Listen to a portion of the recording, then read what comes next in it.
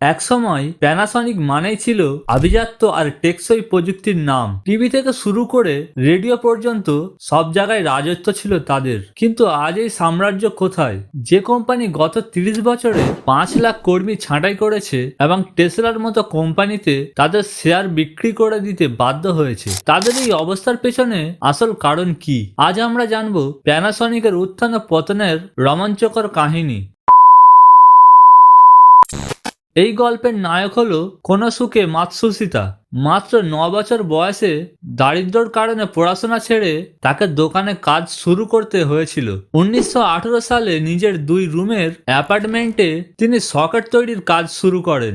শুরুতে কেউ তার সকেট কিনতে চাইতো না, কিন্তু মাতসুশিতা হাল ছাড়েননি। তিনি বুঝতে পেরেছিলেন শুধু ভালো পণ্য বানালেই হবে না, দরকার সঠিক মার্কেটিং।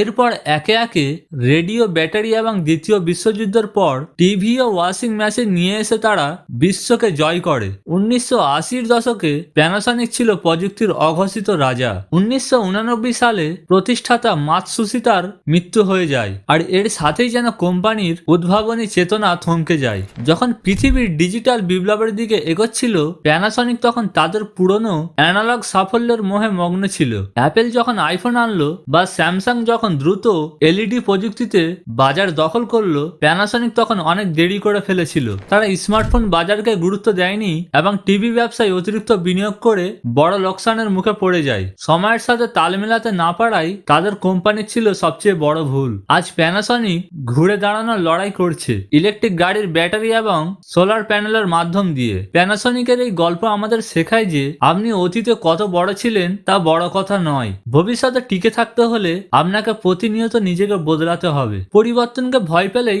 ধ্বংস অনিবার্য।